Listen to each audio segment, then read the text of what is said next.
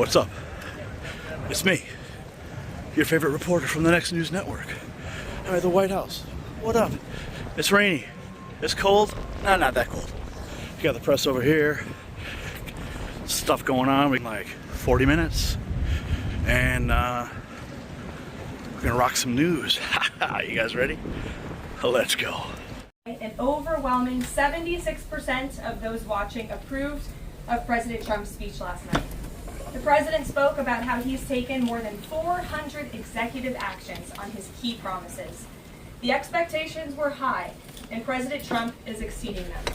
According to brand new polling from the Daily Mail, President Trump has never been more popular as his approval ratings are reaching historic highs. More Americans believe America is headed in the right direction than the wrong direction. Everyday Americans love this president because he tells it like it is, no matter what, and he did that last night. President Trump level set with the American people on the economy and exposed how badly Joe Biden screwed it up by causing the worst inflation crisis in 4 decades. President Trump was honest about where we are while making clear that help is on the way. As the president declared last night, he will make America affordable again.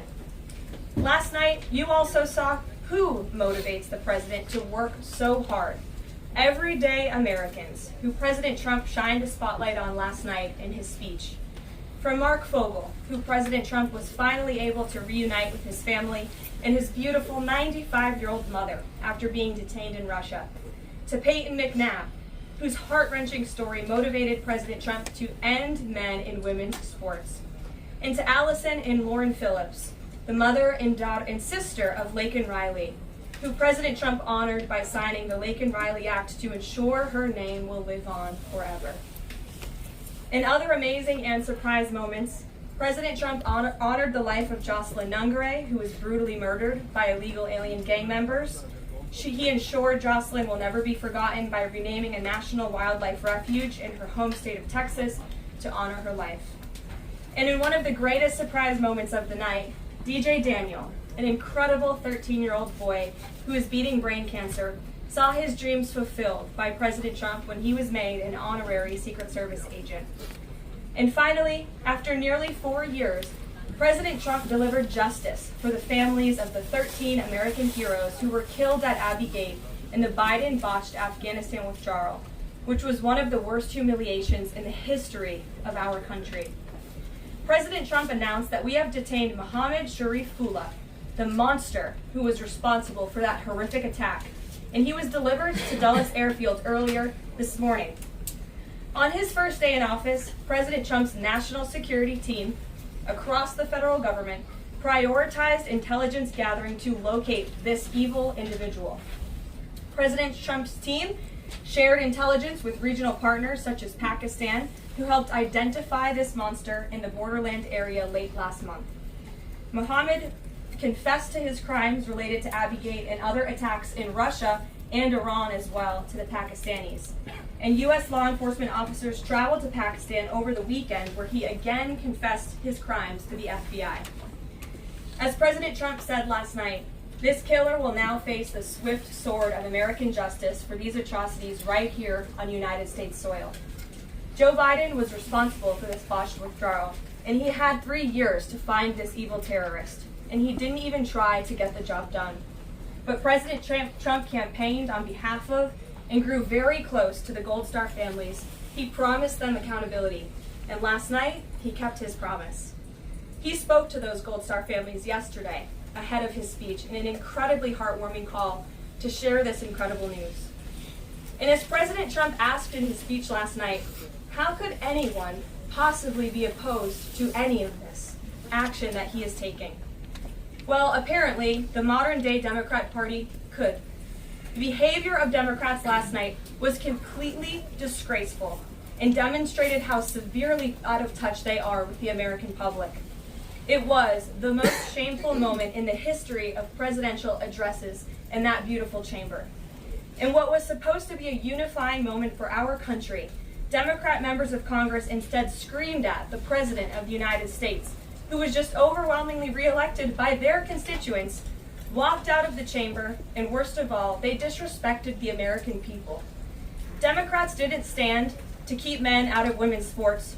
They couldn't even clap for a girl who got her head smashed in by a man on a volleyball court. Democrats didn't stand for an innocent and beautiful child who is surviving brain cancer. They opposed eliminating taxes on tips and Social Security. They didn't stand in favor of cutting taxes for hardworking Americans. They couldn't even clap for two mothers whose daughters were killed by illegal aliens. One of the only things that could get Democrats off their feet last night was cheering for Ukraine, not for America. Last night was a very clarifying moment for our country. Democrats exposed themselves as the party of insanity and hate, the party that wants to put America last. They've allowed their Trump derangement syndrome to stop them from celebrating America and our people, and we will not allow them to forget that. And it's not just the Democrat Party. The mainstream media still doesn't get it. Last night, MSNBC's Nicole Wallace disgustingly looped in a 13-year-old boy with brain cancer into an attack on the president over January 6th. And CNN's first chyron out of the speech called it divisive. President Trump wasn't divisive. The Democrats were. And CNN was proven wrong by their own viewers, 69% of whom, in a post-speech poll, said they had a positive reaction to the president's speech. It's sad and frankly pathetic that Democrats and liberals in the legacy media continue to allow their hatred for the president to override their love for our country. But nevertheless, the president will continue to unify this nation through policies that are grounded in common sense and that uplift all Americans. We have an individual in our new media seat today, Mary Margaret Olahan, who is the Daily Wire's first ever White House correspondent. Congratulations, Mary Margaret. The Daily Wire was founded 10 years ago by Ben Shapiro. The Daily Wire now has over 1 million paid subscribers, a monthly network reach of 138 million, and has evolved into a leading conservative multimedia giant. They are now the 5th largest podcast network in the world and home to some of the top-ranked shows. With that, I will take your questions, and Mary Margaret, why don't you kick us off? Thank you so much, Caroline. It's great to be here. Thanks. So I had 2 questions, if that's okay. The first Sure. on last night, the second on Maine. You talked about behavior from Democrat lawmakers, a lot of disruptions, and I just wanted to kind of go back to that. We saw Democrat lawmakers not stand for Laken Riley, for Peyton McNabb, for the son of a slain police officer and 13-year-old cancer survivor. What are the optics of that nationally, just in terms of not just the people who were in the room last night, but across the nation? And also, was President Trump expecting this type of behavior when he was crafting his speech? So I gave a quote to one of the media outlets in this room yesterday that Democrats behaving like children would be the least surprising thing of the night.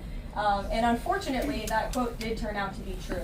I think the president and everyone, frankly, was surprised by the Democrats refusing to stand for not the president's policies, because frankly we expected that, but for the everyday Americans who President Trump was shining a light on their stories. Mark Fogel, for instance, an American school teacher who was detained by the Russians. President Trump freed him. If Joe Biden had done that, they all would have been on their feet, but because of it came from President Trump, they weren't. So we think it's very sad, but we're very proud of the president today. And the American people are the people that this president cares about most, and the reviews are in, and everybody loved his speech. Thank you. And then on Maine, we know that the governor of Maine has really pushed back against the president's executive order saying that boys should not be in girls' sports. I spoke with a lawmaker from Maine this morning who told me she'd been censured by state lawmakers for calling a man and speaking up on this. What is the next move for the White House in this battle to protect the integrity of women's sports? Yeah, well, the Department of Education has sued the state of Maine. As you know, there's ongoing litigation. The president has made a commitment to ensure that states are being held accountable if they continue to allow men in women's sports, which he believes is an egregious violation of taxpayer dollars. And so that fight continues, and the president won't back down. Again, this is a common sense policy. 80% of the American people, including more than 60% of Democrats, do not want men in women's sports. So the president will stand by this commitment. Thank you. Hey, good to see you. Good to see you, Caroline. A couple questions. One, can you confirm that the president held talks with the big 3 automakers today, speaking about potentially delaying tariffs? I can confirm, and I'm glad that you asked, because the president sent me out here with a statement directly from him on this. I saw it was reported earlier today by Bloomberg News, and he wanted me to share this with all of you. We spoke with the big 3 auto dealers. We are going to give a 1-month exemption on any autos coming through USMCA. Reciprocal tariffs will still go into effect on April 2nd, but at the request of the companies associated with USMCA, the president is giving them an exemption for 1 month so they are not at an economic disadvantage. So the 3 companies that he spoke to are Stellantis, Ford, and General Motors. They requested the call, they made the ask, and the president is happy to do it. It's a 1-month exemption. And the president just posted on social media that he has spoken with Prime Minister Trudeau. He says he's not satisfied with what the Prime Minister has said when it comes to fentanyl, but less than 1%, as you know, less than 1% of the fentanyl seized last year was in the northern border. What else does Canada need to do? Well, the president did just put out a statement on his call with the governor, Justin Trudeau, as he calls him, of Canada. And he said that he was not pleased, as you said. He said it's not good enough. He told Prime Minister Justin Trudeau that directly. The call ended in a somewhat friendly manner, as the president said, but he's not going to stop standing up for the American people. And to answer your question directly, when it comes to fentanyl, for the last 4 years, unfortunately, our neighbors to the north and the south, Canada and Mexico respectively, have allowed America to be a dumping ground, not just for illegal aliens, but for illegal, poisonous, deadly fentanyl, which is now the #1 killer of young people in this country aged 18 to 34. Through the northern border in Canada, in last fiscal year alone, there was enough fentanyl seized to kill 4.8 billion people. And that number is up 2,050% from 2023, the year before. So there's been more than a 2,000% increase in illegal fentanyl seizure at the northern border. Why? Because Canada is allowing that fentanyl to come to the United States. The president sees these numbers, he thinks about the lives that are lost, and everybody in this room, I'm sure, everybody watching at home, everybody across the country knows someone in our lives who has been killed at the hands of this deadly poison. There needs to be repercussions for that. The president feels very strongly But about Caroline, respectfully, it's just 43 pounds that were found last year. That's less than a carry-on suitcase. Is that a lot of fentanyl compared to, say, Mexico? The vast majority of the fentanyl is brought in through Mexico, not Canada. So what else does Canada need to do? Well, I just told you, last year alone, there was a 2,000% increase in illegal fentanyl. But it's only 43 pounds. You're asking me for what the president's justification is for these tariffs. It's not up to you. You're not the president, Gabe. And frankly, I think it's a little bit disrespectful to the families in this country who have lost loved ones at the hands of this deadly poison. If you talk to them, and this president has, they are grateful that they finally have a president who is standing up to both Canada and Mexico, and most importantly, to China as well. The president added an additional 10% tariff on China because this deadly poison is being produced in that country. It's being distributed through our neighbors, and there needs to be consequences for that, period. Peter. Thank you, Caroline. If the U.S. has a longstanding policy that we do not negotiate with terrorists, then why is the U.S. now negotiating directly and for the first time ever with Hamas? Well, when it comes to the negotiations that you're referring to, first of all, the special envoy who's engaged in those negotiations does have the authority to talk to anyone. Israel was consulted on this matter. And look, dialogue and talking to people around the world to do what's in the best interest of the American people is something that the president has proven is what he believes is good faith effort to do what's right for the American people. Is it just about the hostages, or are they also talking about the president's plan to take over hostages? These are ongoing talks and discussions. I am not going to detail them here. There are American lives at stake. I would defer you to the Department of State for further details, but I'm not going to get into those talks here. And we know that some officials here were miffed that Zelensky showed up last week without a suit for his meeting in the Oval Office. But Elon Musk never wears a suit. He did last night. So what is the dress code? Well, Elon Musk wore a suit last night. I'm sure you saw it. Was he spooked by the Zelensky getting kicked out? No, I don't think so. I'm just pointing out that he did wear a suit last night. And I think the president liked that very much. And he looked great. Speaking of the president, he just passed me a note while I'm standing here. He wanted me to hold this up. This is the poll that I cited, the CBS YouGov poll that shows that 76% of those who watched the president's speech last night approved of his speech. And so it goes to my earlier point that I made in my monologue about how incredibly sad it is that we have a modern-day Democrat Party who is so severely out of touch with the American public. This is a great poll. The ultimate poll, though, came on November 5th when the president won by an overwhelming margin that he spoke about last night. Democrats weren't happy to hear that either. Thank you, Caroline. Back on tariffs, last night President Trump said there will be a little disturbance, but we're okay with that. Can you put a dollar figure amount on how much the average American family should expect to pay as this disturbance? And why should Americans be okay with that when so many are already struggling to pay the bills? Well, first of all, last night, the president told the truth, and he was realistic, and he level set with the American people. And I think, frankly, it's very refreshing, and everybody in this room should be very grateful that we have a president who tells the truth about the reality of the economic situation that we are in, unlike the previous president who lied to everybody's faces, saying inflation was transitory, saying it was under control, saying that the border was secure, when none of that was true. So the president is being frank and honest, and the American people elected this president to have monumental reform and change, including rebuilding our manufacturing base in this country, standing up to foreign nations who have been ripping off our country for decades, and that requires a little bit of disruption. That requires a lot of effort and work that this president is focused on doing. With that said, as the president said last night, his administration is wholeheartedly committed, of course, to ending the inflation nightmare caused by the Biden administration. Look at the deregulation efforts. Look at the president's push last night in his speech for Congress to pass tax cuts, to end taxes on Social Security and overtime pay for hardworking Americans, end taxes on tips. We need Congress to get that done because that's going to put more money back into the pockets of the American people. And I didn't even mention energy. Look at the president's approach and focus on unleashing the might of our energy industry. We know that's the #1 driver of inflation. He's been slashing back a lot of the burdensome regulation from the previous administration to unleash our energy industry here at home, which will drive down costs. He said he is committed to making America affordable again. He did it in his first term, and Americans can trust him to do it again. President Trump has made clear, Caroline, that he loves tariffs, but the stock market does not. How does he factor that into his decision making? Well, the president does love tariffs. He said it's one of his favorite words in the English dictionary. And he believes in tariffs because they'll ultimately make America rich again. They're going to raise revenue. They're going to help us pay down our debt. Most importantly, they're going to bring American jobs here back home. So I think for folks on Wall Street who may be concerned, look at what this president did for you in his first term. Wall Street boomed. Stock market boomed. The president expects that to happen again. But most importantly, Main Street is going to boom. And that's why the president has this whole of government economic approach, which includes tax cuts, tariffs, regulation cuts, and an energy industry that will bring down costs for American consumers. Sure.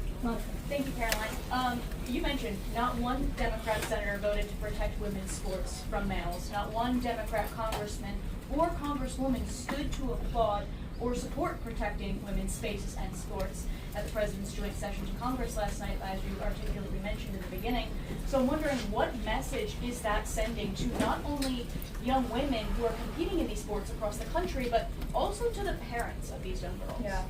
I think the message that Americans should take away from last night is that they have a president in the Oval Office who is committed to doing what's right for them, especially women and girls across the country.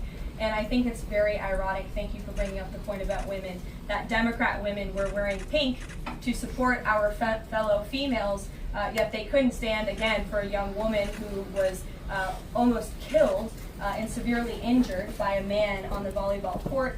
They couldn't stand for the mothers of two beautiful young women whose lives were taken tragically at the hands of illegal people. So you can't say you're the party of women and then support men and women's sports and not stand up for basic law and order and immigration reform that will protect women in this country. That's what President Trump is doing. He's the president for women.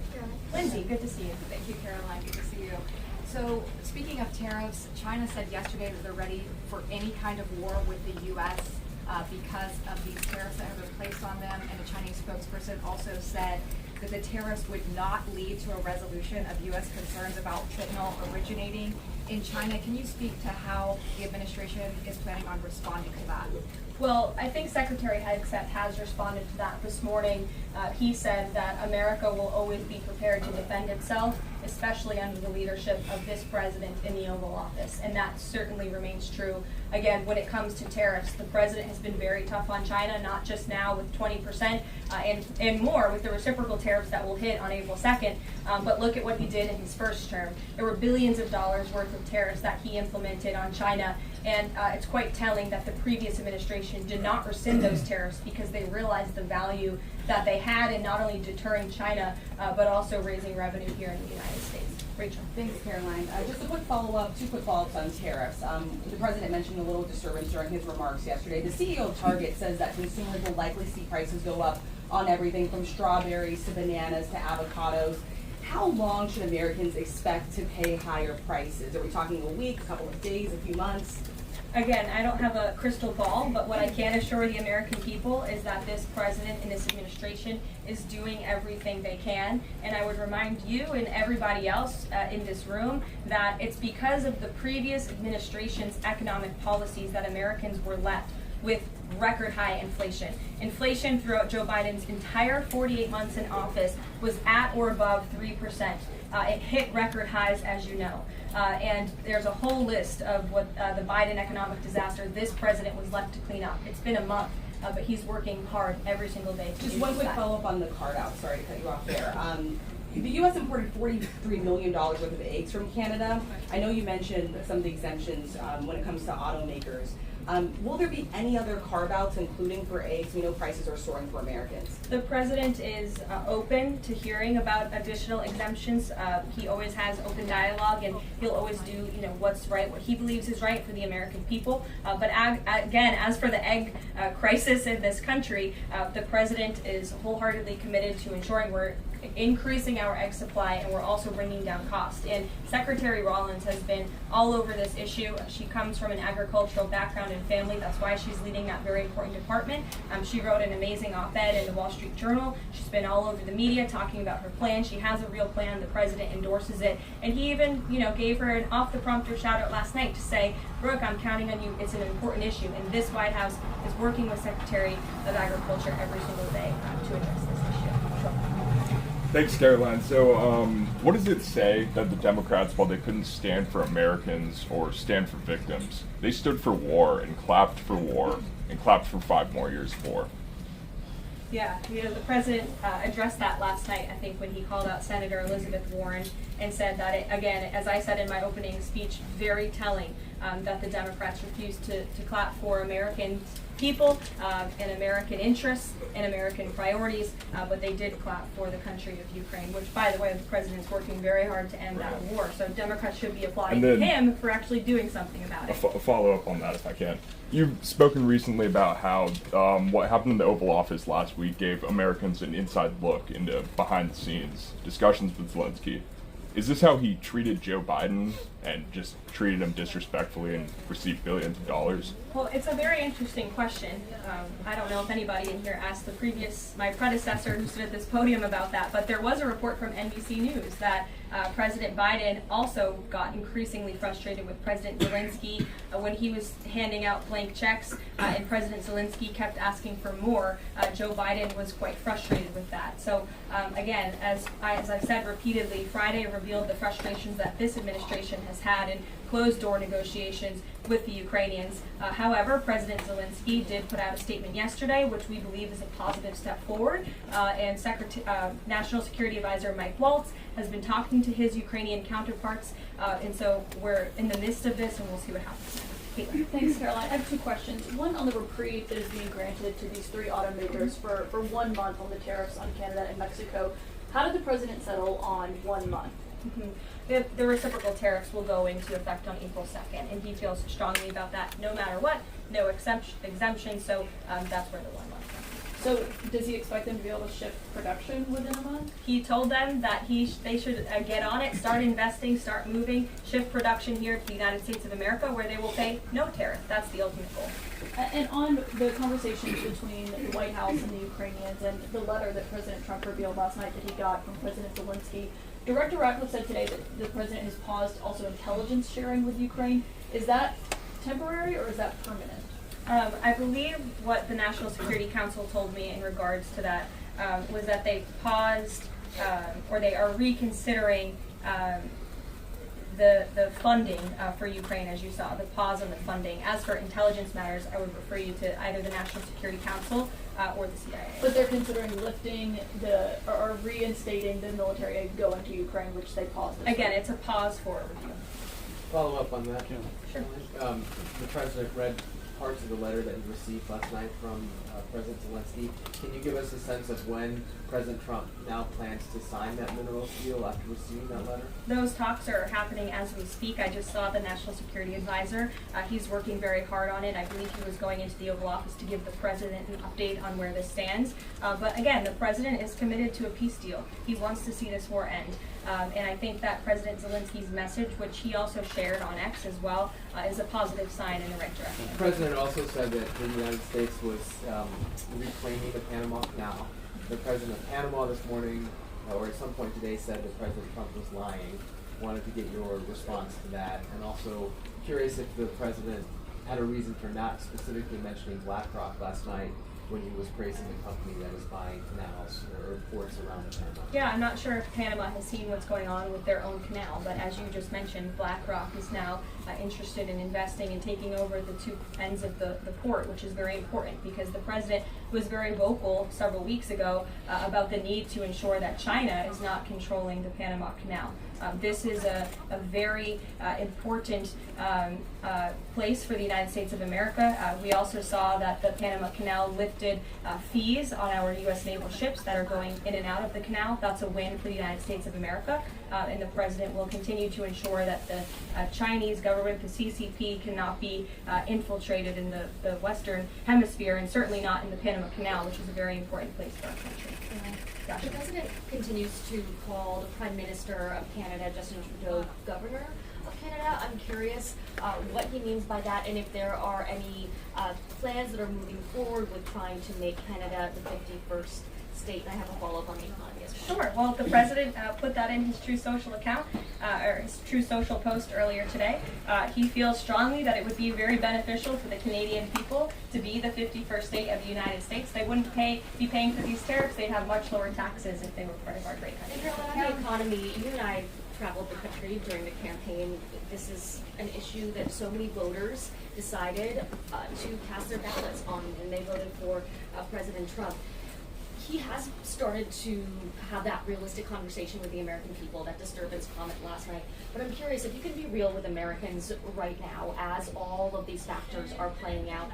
Are things potentially going to get worse before they get better? Look, I've now been asked and answered this same question just given to me in different verbiage of 3 different times, and I will answer it again in an effort of transparency to the American people, because this is an important issue and the American people, this president understands that it is. And again, that's why in his joint address to Congress last night, he addressed this issue with a realistic and honest approach. He talked about what this administration is doing to unleash American energy and to make America affordable again, and this administration is wholeheartedly committed to doing it. And I would remind the American public that the first-term record of this president speaks volumes. That's why they reelected him, because they know that he can fix our broken economy, and it's very, very broken from the previous administration. Caroline? Stephen. Thank you, Caroline. I've got 2 questions, one on press access, the other on fentanyl and tariffs. Sure. On press access, your predecessor, Karine Jean-Pierre, who presided over many novel press access restrictions, criticized the recent changes to the press pool made by your office. She said in an interview, quote, what we're looking at is what North Korea is doing. What's your response to that, and can you say anything to allay concerns that unfavorable coverage will be punished in this new press pool system? I think that's the same individual who said from this podium numerous times that the commander-in-chief was mentally and physically up for the job, which we knew was a lie. Many people in this room knew it was a lie. Many of you were admonished for asking questions about that truth. So when it comes to truth and transparency, this administration, this White House is setting the example. This president is taking far more questions than his predecessor, Joe Biden, did on a daily basis, and that will continue. And on fentanyl and tariffs, fentanyl produced largely in China has killed 334,000 Americans over 5 years. According to CDC data, that's about 1 in every 1,000 Americans. President Trump has cited this for applying new tariffs to Canada, Mexico, and China. But in addition to China's talk about being ready for any kind of war, they said yesterday, the foreign ministry said that, quote, the fentanyl issue is a flimsy excuse to raise U.S. tariffs, and, quote, U.S., not anyone else, is responsible for the fentanyl crisis. So what's the response to China that the talk of fentanyl is just an excuse for tariffs? And what does that say about the resolution? Well, of course, the country that is getting very rich off of distributing this deadly poison to American citizens is going to say that. Again, the president knows where the American people stand on this issue. Fentanyl overdoses. Dasha brought up all of us campaigning all across the country. They talked about inflation. They also talked about the border, the illegal immigrants that we're pouring through, but also these deadly drugs. And again, the president keeps in mind those families every single day when he is making these tough decisions. But it's a necessary decision, and he's no longer going to allow the United States of America to be a dumping ground for illegal immigrants and for illegal drugs that are killing our nation's people. This is the #1 leading cause of death in our country, and there needs to be action taken to ensure that that cannot continue. Caroline? Thank you very much, guys. We'll see you later. Thanks, Caroline. Thanks, Caroline.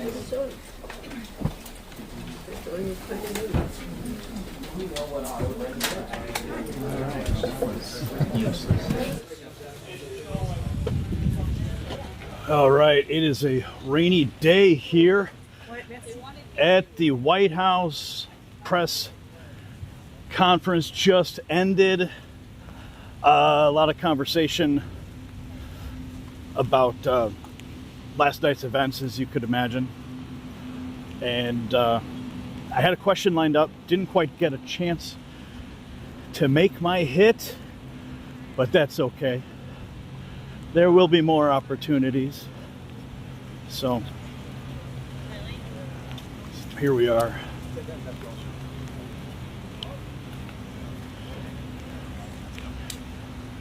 Just walking in the rain at the White House with you guys. Right here, Next News Network, in the house, in the White House, bringing the truth. So, thanks for tuning in. And say a prayer for us.